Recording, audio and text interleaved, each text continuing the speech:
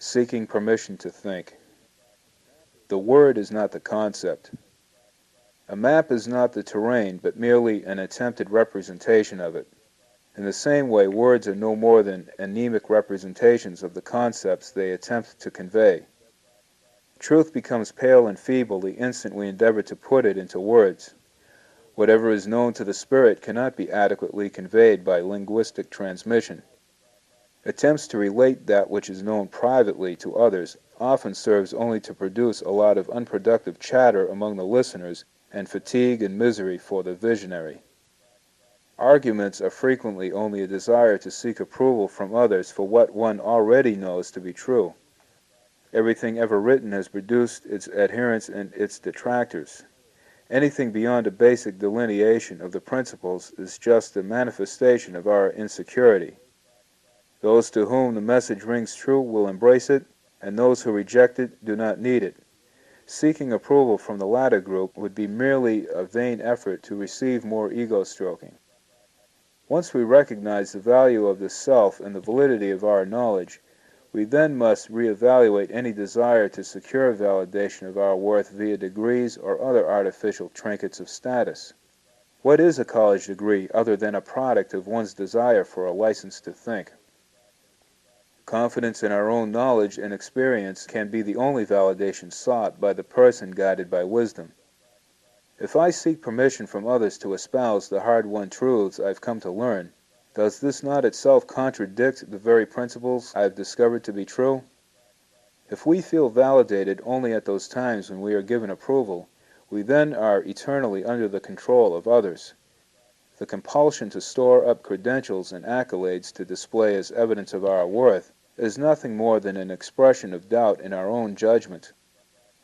It places greater importance upon people who possess no knowledge of our field of experiences than it does upon ourselves and our ability to judge for ourselves what is genuine.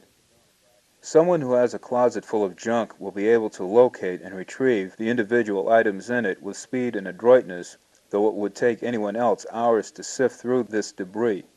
But this does not identify the slob as a genius any more than it reflects on the efficiency of their haphazard manner of storage. They are simply familiar with their own pile of junk.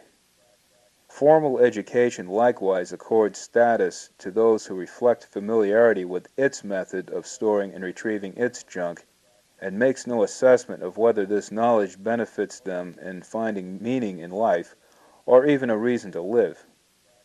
Yet they can gain hollow satisfaction in snubbing those of non-institutional learning who have not rehearsed the particular configuration in which they have arranged their intellectual debris. Once we realize self-actualization is at the core of health and victorious living, how can we then go off begging for institutional recognition? Are we going to take charge of our lives in order to submit to learning centers which demand our permission to knead our brains with useless, will-killing concepts? Their curricula are intended to exhibit one's intellectual stamina, while the process of building the cerebral muscle fills the mind with absolutely insane subject matter. And just to make sure the mind is completely stripped of its natural logic, yet one more insane wrench is thrown into the works. After successfully memorizing this crap, you have to telepathically ascertain some emotionally volatile teacher's eccentric slant on the subject rather than having a straightforward examination of facts. Whatever knowledge this process leaves us with, the greatest impression left on the mind is a constancy of self-doubt. We live believing an idea has no meaning apart from how it is viewed within the social network from which we presently draw our validation: school, work, tavern. This pattern is then set for life.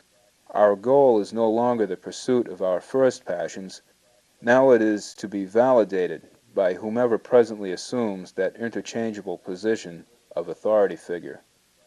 The method by which the education is acquired destroys the will far more profoundly than can be compensated by whatever value that education may possess.